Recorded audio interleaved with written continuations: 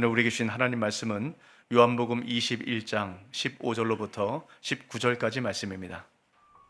그들이 조반 먹은 후에 예수께서 시몬 베드로에게 이르시되 요한의 아들 시몬아 내가 이 사람들보다 나를 더 사랑하느냐 하시니 이르되 주님 그러하나이다. 내가 주님을 사랑하는 줄 주님께서 아시나이다. 이르시되 내 어린 양을 먹이라 하시고 또 두 번째 이르시되 요한의 아들 시몬아 내가 나를 사랑하느냐 하시니 이르되 주님 그러하나이다.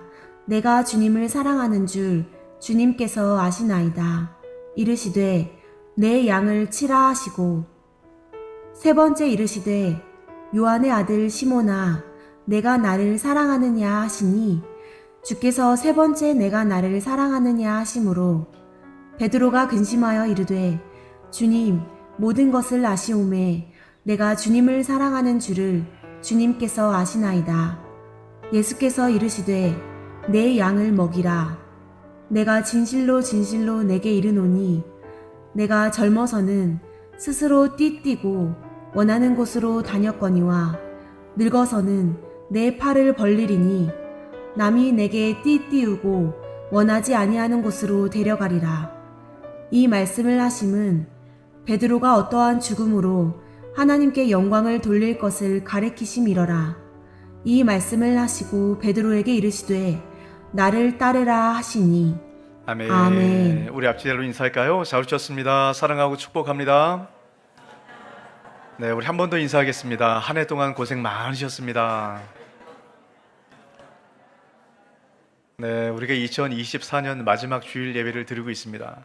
우리가 매번 이때만 되면 늘 우리 고백하는 말이 있습니다. 참 올해는 다사다난했다. 정말 그렇지 않습니까? 올 한 해를 돌아보면 정말 많은 일들이 있었고요. 지금도 그 일들이 풀어지지 않고 있어서 빨리 해결되길 원하는 그런 많은 국민들의 마음이 지금 함께 모여지고 있습니다. 여러분, 우리나라만 그렇습니까? 이 시국만 그런 게 아니라 우리 인생도 참 그런 것 같아요. 많이 힘들고 어렵고 또 이리 흔들 저리 흔들 이제 그런 일들이 많은 것 같습니다. 근데 여러분, 분명한 것은 우리가 흔들리고 넘어진다 할지라도 우리가 주님 손에 붙잡힐 때 주님께서 우리 인생을 더욱더 새롭게 만드십니다. 여러분, 이것이 주님의 방법이에요. 또 주님의 행하심입니다. 여러분, 이제 좋은 바둑판을 만드는 방법이 있다라고 얘기를 해요. 이제 바둑판을 만들 나무를 잘라다가 그 나무 위에 소금물을 뿌리는 겁니다. 그러면 이제 어떤 나무는 튼튼하기 때문에 전혀 갈라지지가 않습니다. 또 어떤 나무는 이 소금물을 먹고 나무가 쩍 갈라지게 돼요. 또 어떤 나무는 갈라졌다가 다시금 흔적만 남을 정도로 회복되는 이제 그런 나무가 있다라고 얘기를 해요. 이러면서 바둑판이 세 등급으로 나눠진다라고 얘기합니다. 이런 어떤 바둑판이 제일 좋을까요? 물을 뿌려도 전혀 갈라지지 않는 이런 그 나무는 1등급 바둑판이 된다라고 얘기합니다. 그만큼 튼튼하니까요. 근데 소금물을 뿌려서 갈라진 바둑판은요, 아주 하급, 저급 이제 그런 바둑판이 되는 거예요. 뭐 당연할 겁니다. 근데 최상급 바둑판은 따로 있다라고 얘기를 해요. 갈라지지 않은 바둑판이 아니라 갈라졌다가 흔적만 남고 다시금 회복된 그 바둑판, 그 바둑판을 최상급 바둑판이라고 부른다고 이야기를 해요. 여러분, 그 이유는 분명합니다. 바둑을 하다 보면 바둑판을 바둑돌로 탕탕 내려 찍지 않습니까? 근데 그러다 보면 상처가 나요. 근데 이 최상급 바둑판은 다시 회복하는 탄력성이 강하기 때문에 이 바둑돌 흔적이 남지 않게 되는 겁니다. 그래서 최상급 바둑판이라고 이야기를 합니다. 여러분, 이렇게 볼 때 우리 인생도 마찬가지인 것 같아요. 하나님께서 우리 인생을 그렇게 이끌어 가십니다. 때론 우리가 아무 상처도 없이 여러분 그렇게 살아가길 원하지만 우리가 너무 연약하지 않습니까? 넘어집니다. 상처가 많아요. 흠이 많습니다. 하지만 주님께서는 우리를 다시금 세우셔서 흠이 많지만 가장 최상급의 인생으로 우리를 이끌어 가십니다. 이 귀한 은혜가 저와 여러분과 함께 하시길 주의 이름으로 축복합니다. 오늘 말씀 안에 여러분 그 하나님의 방법이 나와 있어요. 우리가 요한복음 21장 말씀을 오늘 전체적으로 좀 살펴볼 텐데요. 요한복음 21장 이 내용은 갈릴리 호수를 무대로 합니다. 예수님께서 세 번째 제자들에게 찾아가셔서 그들을 만나주시는 내용이에요. 근데 이 내용을 가만히 읽다 보면 굳이 요한복음 21장이 필요할까? 이런 생각이 여러분 들 때가 있습니다. 한번 가만히 한번 보세요. 요한복음 20장까지 복음의 가장 핵심입니다. 예수님의 십자가 죽으심과 부활에 대한 이야기가 나와요. 그러니까 요한복음 20장에서 다 이야기가 끝입니다. 그리고 요한복음 20장 내용을 보면 예수님께서 두 번이나 제자들을 만나셨어요. 그 정도면 되지 않습니까? 굳이 세 번째가 필요할까요? 또 요한복음 20장 가장 마지막에 보면 예수님께서 왜 요한복음을 쓰셨는가 그 기록 목적을 명확하게 기록을 해놓습니다. 자, 이렇게 볼 때 요한복음 20장으로 끝나도 아무 문제가 없습니다. 근데 왜 요한복음 21장 이 한 장 긴 장을 통해서 이 갈릴리 호수 주변에 있었던 이야기를 기록해 놓았을까요? 여기에는 아주 중요한 의미가 담겨져 있습니다. 주님께서 우리를 회복하시는 방법이 여기에 담겨져 있어요. 여러분, 제자들은 이미 예수님을 두 번 만났습니다. 부활하신 예수님 만났어요. 하지만 제자들은 아직까지 예수님을 따르는 그 사역을 감당할 준비가 되어 있지 않은 겁니다. 실패감이 있기 때문에요. 이미 앞에서 예수님 만났지만 예수님께서 두려워하는 제자들에게 두려워하지 말라 이 말씀을 하셨지만 예수님을 죽기까지 따르겠습니다. 그런 말을 했음에도 불구하고 예수님을 버리고 떠나갔던 이 문제는 아직 해결하지 못한 상태입니다. 여전히 그 마음에 실패감이 남아있어요. 상처가 남아있습니다. 죄책감이 눌려 있는 겁니다. 여러분, 이것이 우리의 발목을 잡습니다. 제자들의 발목을 잡아요. 여러분, 우리도 마찬가지입니다. 이런 상처와 문제와 이 실패감이 있으면 우리 발목을 잡아서 앞으로 나아가지 못하도록 그렇게 만든다는 거예요. 여러분, 코끼리 말뚝 이론이라고 많이 들어보셨을 거예요. 그림을 한번 보도록 할까요? 자, 여러분 왼쪽에 보시면 큰 코끼리, 어미 코끼리입니다. 이 코끼리는 아주 힘이 세요. 이 코끼리 발목을 묶고 있는 말뚝 어떻습니까? 아주 조잡해요.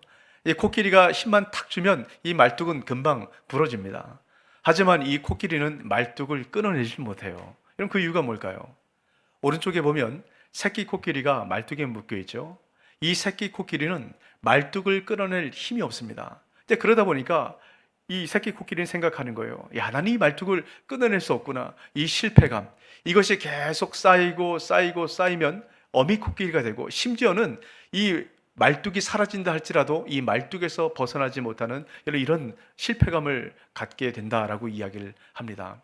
요한복음 21장이 이렇게 실패감이 가득하고 상처투성이고 깨뜨려진 이 제자를 어떻게 회복하시는가, 이 과정이 잘 드러나 있습니다.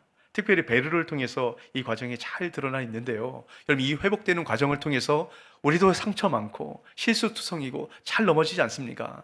우리를 주님께서 어떻게 회복하시는가 기대하고 소망하고 이 깊은 은혜 가운데 참여하는 저와 여러분 되시길 주의 이름으로 축원합니다. 아멘. 자, 오늘 말씀을 그래서 여러분 집중해서 잘 보셨으면 좋겠어요. 먼저 1절 말씀입니다. 그 후에 예수께서 디베라 호수에서 또 제자들에게 자기를 나타내셨으니 나타내신 일은 이러하니라. 자, 지금 예수님께서 어디에서 자신을 나타내셨다라고 말씀합니까? 디베라 호수입니다. 이 디베라 호수는 갈릴리 호수의 다른 이름이에요.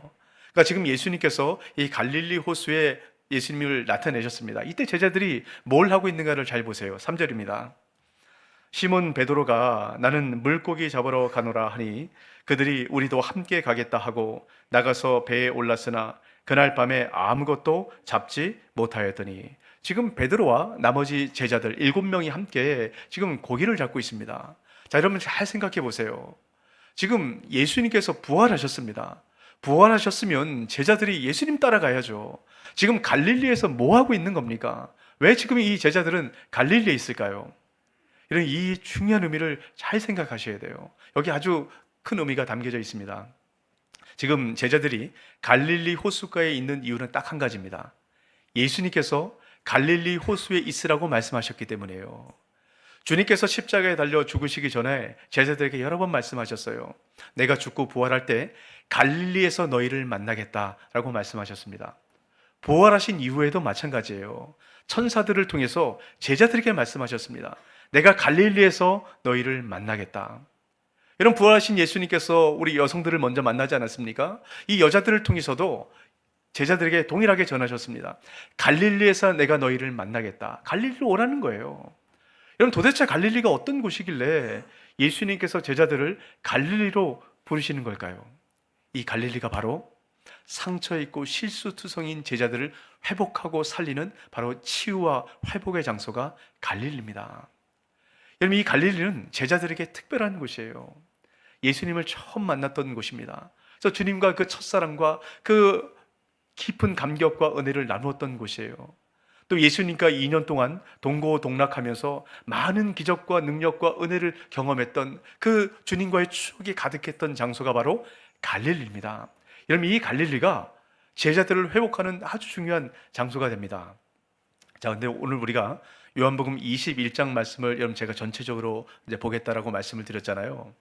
요한복음 21장 말씀을 가만히 보면 이 갈릴리 호수 주변에 일어났던 이 하루의 사건이 갈릴리 호수에서 있었던 제자들과 예수님이 함께했던 그 기억들을 다시금 떠올리게 하는 이런 그 겹쳐지는 장면들이 굉장히 많이 나옵니다. 잘 한번 보세요. 3절입니다.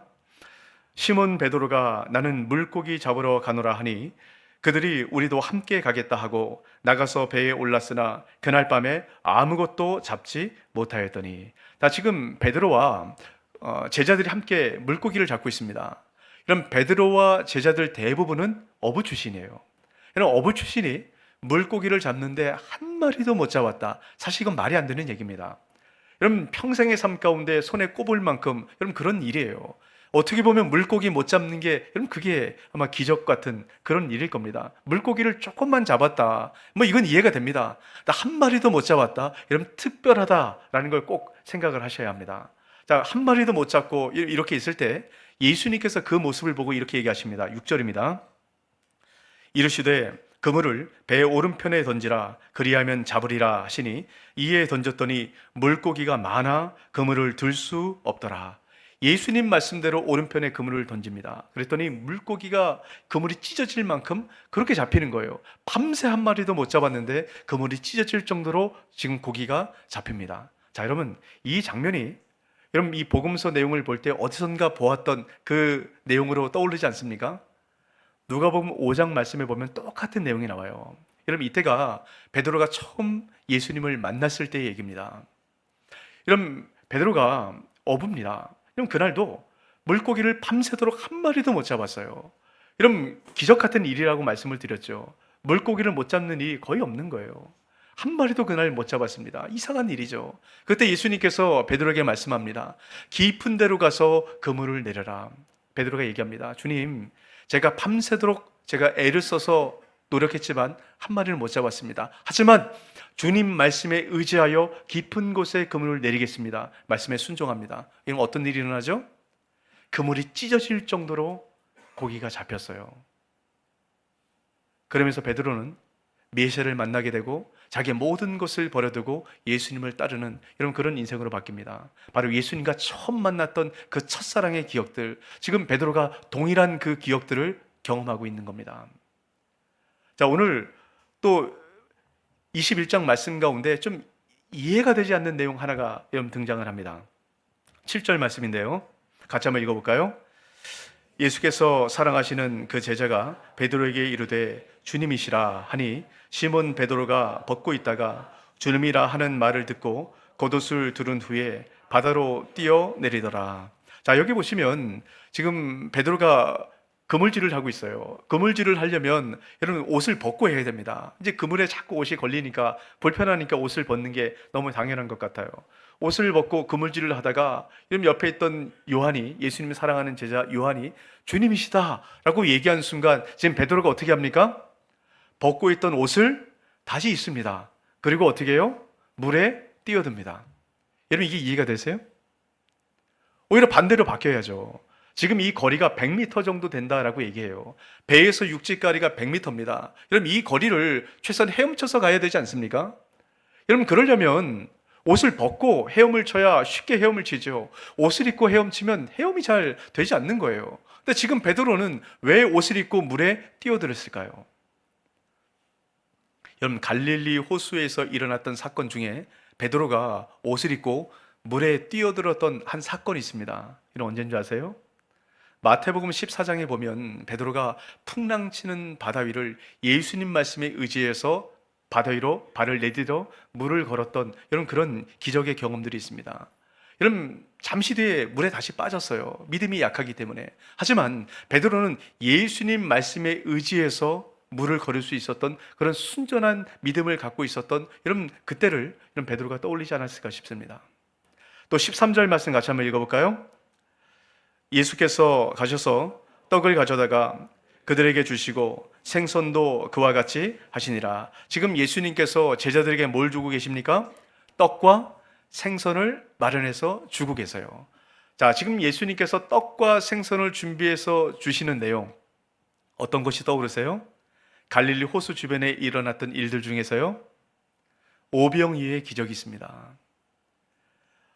여러분, 이 모든 시간들, 이 갈릴리 호수 주변에서 일어났던 그 일들이 지금 요한복음 21장에서 다시금 재현되고 풀어지고 있는 겁니다. 여러분, 왜 그럴까요?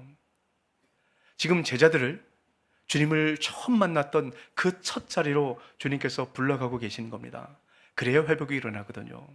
여러분, 처음 제자들이 주님을 만났을 때 어땠습니까? 실수투성이었어요.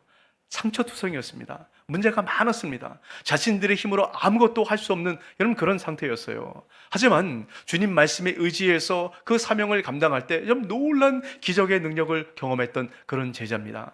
바로 그 첫 자리, 첫 사랑의 자리, 첫 은혜의 자리, 그 자리로 갈 때 회복의 은혜가 나타난다는 거예요. 여러분, 이 말씀을 오늘 베드로를 통해서 더 분명하게 주님께서 보여주고 있습니다. 자, 오늘 말씀을 가만히 보시면 예수님과 베드로의 세 번의 질문과 답이 나옵니다. 근데 여러분, 이 말씀을 가만히 보시면 예수님께서 베드로를 부르시는 그 호칭이 좀 특별해요. 자, 15절 말씀입니다. 그들이 조반 먹은 후에 예수께서 시몬 베드로에게 이르시되 뭐라고 부릅니까? 요한의 아들 시몬아 라고 부릅니다. 자, 16절에 두 번째도 이렇게 얘기합니다. 또 두 번째 이르시되 요한의 아들 뭐라고요? 시몬아 라고 불러요. 세 번째도 마찬가지입니다. 17절입니다. 세 번째 이르시되 요한의 아들 시몬아 라고 부릅니다. 자, 여러분 왜 시몬이라고 부를까요? 자, 15절 다시 한번 보세요. 15절에 보면 그들이 조반 먹은 후에 예수께서 누구에게 이르셨다고요? 시몬 베드로에게 이르셨다라고 얘기합니다. 그런데 예수님께서 베드로를 부를 때는 시몬아라고 부릅니다. 이런 그 이유가 뭘까요? 여러분, 시몬은 본래 베드로의 이름이었어요. 베드로라는 이름은 예수님께서 나중에 베드로를 만나고 베드로라는 이름을 붙여주신 겁니다. 요한복음 1장 42절입니다. 데리고 예수께로 오니 예수께서 보시고 이르시되 내가 요한의 아들 시몬이니 장차 게바라 하리라 하시니라. 게바는 번역하면 베드로라. 여러분, 예수님을 처음 만난 이후에 시몬에서 이름이 베드로로 바뀌어지게 됩니다. 여러분, 그 이후부터는요 한 번도 시몬이라고 불린 적이 없어요. 시몬 베드로라고 불리거나 아니면 베드로라고 불렸습니다. 근데 지금 오늘 이 말씀에서는 왜 주님께서 베드로를 시몬아라고 부르실까요? 예수님께서 처음 만났던 바로 그 장소, 금방 우리가 읽었던 요한복음 1장 42절에 처음 예수님을 만났던 바로 그 시간, 그 시간으로 예수님께서 베드로를 이끌어 가시는 겁니다. 왜 그럴까요?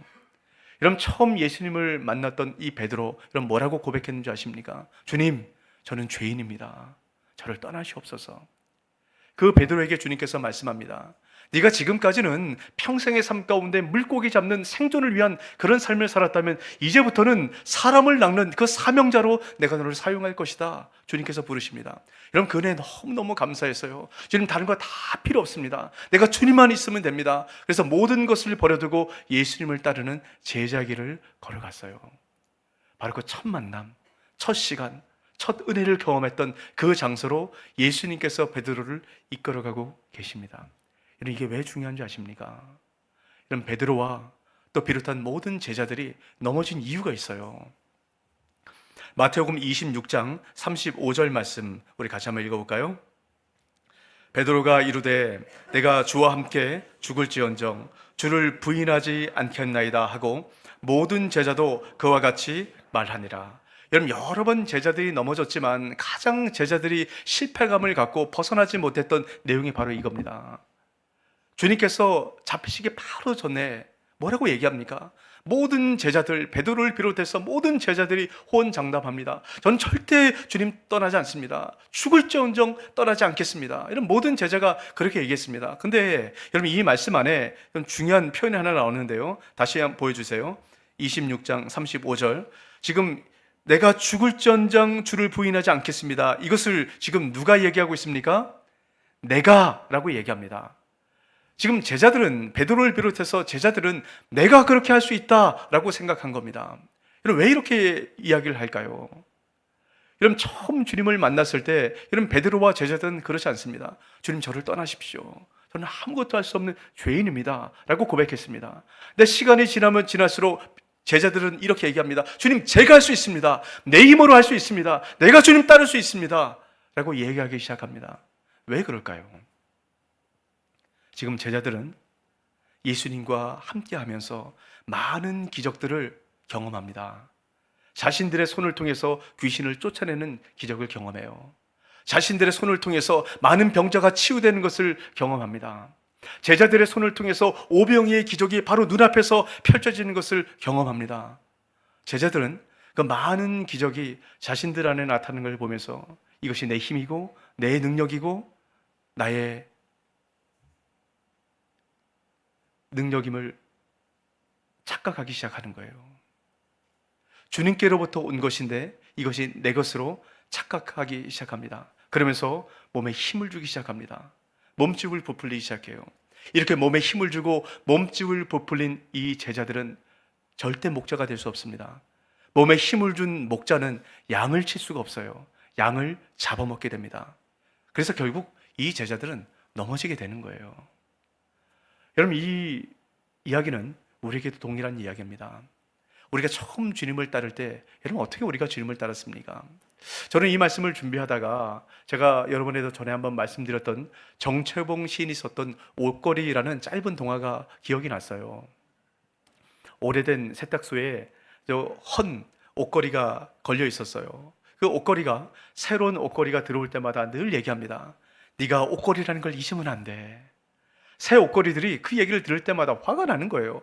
왜 자꾸 이런 얘기를 하나? 이제 뭔가 새 옷을 입고 좀 뭔가 이게 멋을 부릴만 하면 헌 옷걸이가 와서 얘기하는 겁니다. 네가 옷걸이라는 걸 잊으면 안 돼.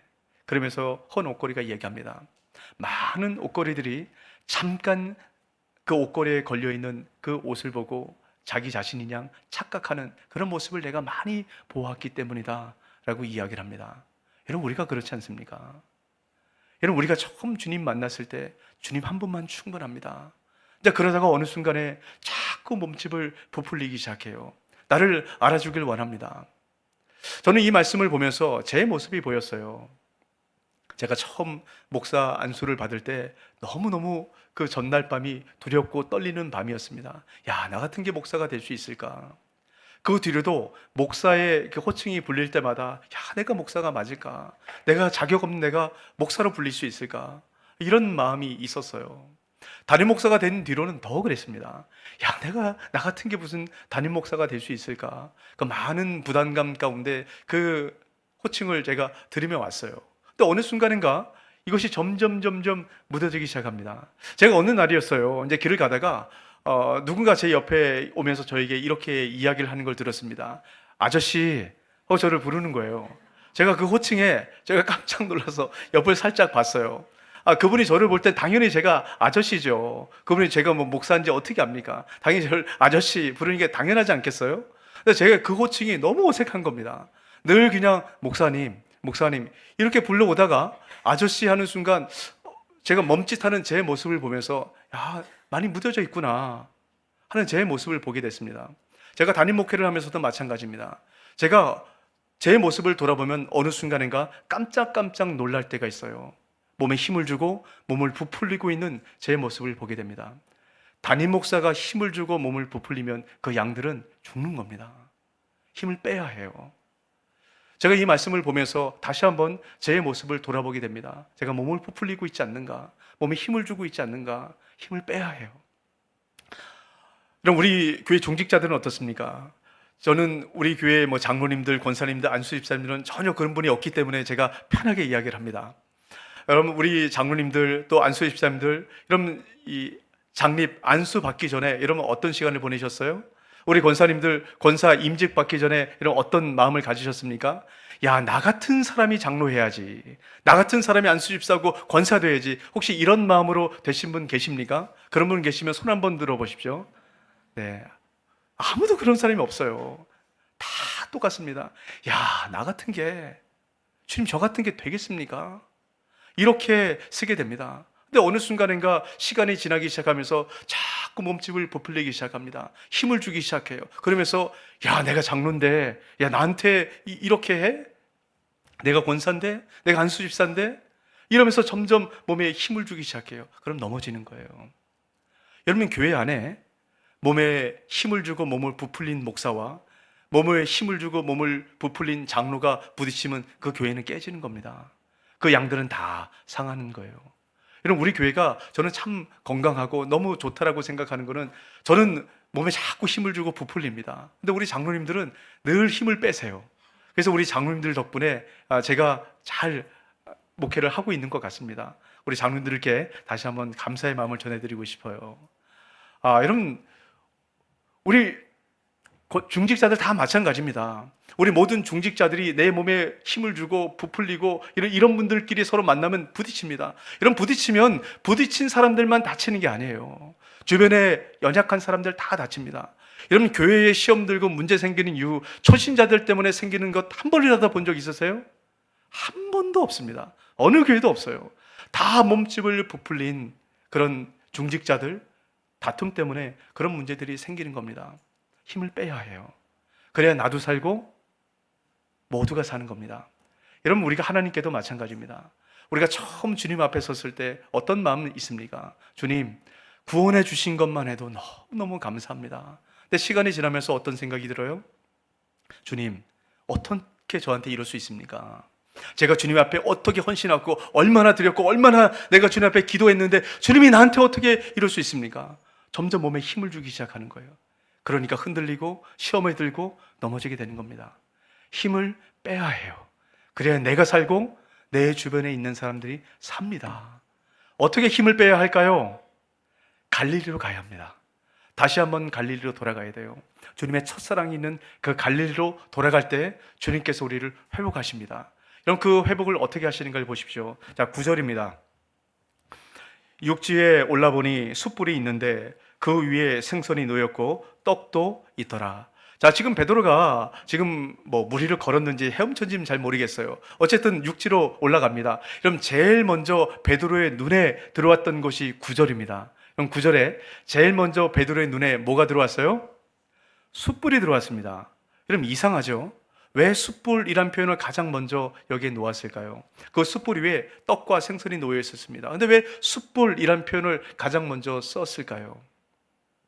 이 숯불이란 표현이 성경에 딱 2번 나옵니다. 지금 요한복음 21장 여기서 1번 나오고, 이 앞에서는 어디서 나오냐면요, 대제사장 집에 숯불이 놓여 있었다라고 얘기할 때 그 숯불이 1번 나와요. 그 숯불에서 여러분 어떤 일이 일어나는지 아십니까? 그 숯불 앞에서 베드로가 3번 예수님을 부인합니다. 여러분, 왜 숯불을 주님께서 피워놓으셨을까요? 지금 주님께서 베드로와 3번의 질문과 답을 하십니다. 여러분, 왜 3번 하셨을까요?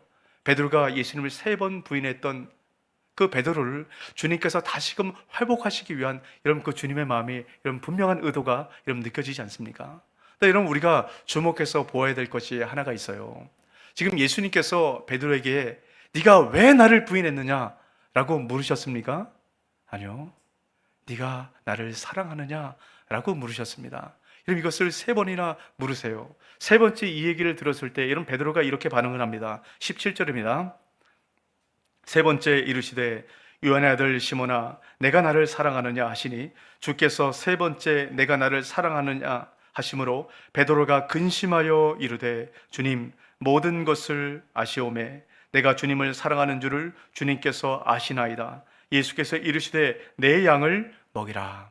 베드로가 근심합니다. 근데 여러분, 주님께서 왜 이렇게 베드로에게 계속 물으실까요? 베드로가 이런 힘든 마음 몰랐을까요? 숯불 펴놓고 이것만 해도 베드로가 그 숯불을 보는 순간 마음이 깜짝 얼어붙지 않겠습니까? 예수님께서 3번 질문했을 때 여러분 베드로가 얼마나 위축되겠습니까? 근데 왜 베드로를 이렇게 밀어붙이는 것처럼 그렇게 보일까요? 여러분 예수님께서 베드로에게 계속 질문하신 이유가 있어요. 그 이유는 한 가지입니다. 내가 너희가 원하는 것은 다른 거 어떤 거 아니야. 네가 실패하고 실수하고 넘어져도 괜찮아. 하지만 네가 나를 사랑하는 것 이것만큼은 놓치지 않았으면 좋겠어. 주님 사랑하는 것 그것이 가장 중요한 것이라고 말씀을 하는 겁니다. 여러분 여기에 담겨진 또 한 가지 의미가 있어요. 네가 실수하고 넘어지는 것 괜찮아. 하지만 이제부터 내가 너를 끝까지 사랑하는 것 이거 네가 기억했으면 좋겠다. 여러분 우리가 실수하고 넘어져서 주님을 떠난다 할지라도 주님은 우리를 절대로 떠나지 않습니다. 그 사랑으로 우리와 함께 하신다는 거예요. 이 사랑이 무언가를 주님께서 베드로에게 보여주길 원했습니다. 여러분 이 사랑을 깨달아 할 때 베드로가 회복되고 이 회복된 베드로를 통해서 이런 많은 사람들에게 복음이 전해지는 그 놀라운 능력이 나타나는 것 아니겠습니까? 주님께서 오늘 이 말씀을 통해서 저와 여러분을 회복하신다는 것 여러분 이걸 기억하시고 그 회복의 자리로 가시게 되시길 주의 이름으로 축복합니다. 여러분 그 회복의 자리, 그 주님의 사랑이 있는 자리, 여러분 그 자리가 어딘 줄 아세요? 오늘 말씀의 가장 중요한 결론입니다. 어떻게 보면 요한복음 21장의 결론이에요. 18절 말씀 우리 같이 한번 읽습니다. 내가 진실로 내게 이르노니 내가 젊어서는 스스로 띠뛰고 원하는 곳으로 다녔거니와 늙어서는 내 팔을 벌리나니 남이 내게 띠띠우고 원하지 아니하는 곳으로 데려가리라. 이런 베드로가 어떻게 죽게 될 것을 주님께서 보여주는 겁니다. 십자가의 죽음에 대해서 말씀을 한 거예요. 근데 여러분 그 앞에 뭐라고 얘기합니까? 내가 젊어서는 스스로 띠를 띠고 원하는 곳으로 다녔다라고 얘기합니다. 그래서 넘어지는 겁니다. 베드로가 스스로 띠를 띠고 자기의 힘을 갖고 몸을 부풀려서 내 힘으로 주님 내가 할 수 있습니다. 주님 죽을지언정 나 주님 따라갈 수 있습니다. 내가 주님 사역 충분히 감당할 수 있습니다. 몸에 힘을 주고 부풀릴 때는요 결국 넘어지는 거예요. 몸에 힘을 빼야 합니다. 그게 바로 십자가예요. 이 십자가는 주님께서 몸에 힘을 뺀 그 사랑, 진정한 사랑이 무언가를 보여준 장소가 바로 십자가입니다. 여러분 주님께서 이 땅 가운데 어떻게 오셨습니까? 몸에 힘을 뺀 그 사랑으로 이 땅 가운데 오셨어요. 그래서 우리가 구원받은 것 아닙니까? 우리가 회복된 것 아닙니까? 힘을 뺀 사랑이 사람을 살리는 것이에요. 우리 부모님들 잘 들으시기 바랍니다. 저도 부모에게 이 말씀을 저에게 그대로 하는 거예요. 부모님들은 힘을 빼고 자녀를 사랑하셔야 돼요. 힘을 빼야 자녀가 삽니다. 내가 자꾸 힘을 줘서 너 이렇게 해야 돼, 저렇게 해야 돼 힘을 주면 줄수록 자녀는 죽는 거예요. 힘을 빼야 합니다. 그 힘을 빼고 그 주님의 사랑 안에 우리 자녀들이 거하도록 하셔야 해요. 우리 교회 중직자들께 다시 한번 당부의 말씀드립니다. 힘을 빼야 합니다. 힘을 빼야 내가 살고 우리 교회가 살고 성도들이 사는 겁니다. 우리 성도님들께 다시 한번 당부드립니다. 여러분 힘을 빼야 합니다. 우리가 힘을 빼야 우리가 속한 그 나라, 우리가 섬기는 그 모든 곳이 살아나기 시작해요. 우리 한국교회가 힘을 빼야 이 나라가 살아나게 되는 것입니다. 여러분 힘을 빼세요. 여러분 힘을 뺀다는 것이 바로 믿음입니다. 여러분 신앙이라는 것은 내 힘을 빼고 하나님의 등에 나의 등을 기대는 것이에요. 믿음이라는 것은 내 인생의 키에 내 손에 잡은 힘을 빼고 주님께 내어 맡기는 것이 바로 믿음입니다. 힘을 뺄 때 주님께서 우리 인생을 이끌어 가세요. 내가 잡으면 넘어집니다. 힘을 빼야 해요. 여러분 힘을 빼시고 주님께 내어 맡겼을 때 주님께서 우리 인생을 회복하시고 새롭게 이끌어 가시는 그 풍성한 은혜가 저와 여러분 삶 가운데 가득하게 되시길 주의 이름으로 축원합니다. 아멘. 이 말씀을 기억하고 우리 함께 찬양하고 기도할까요?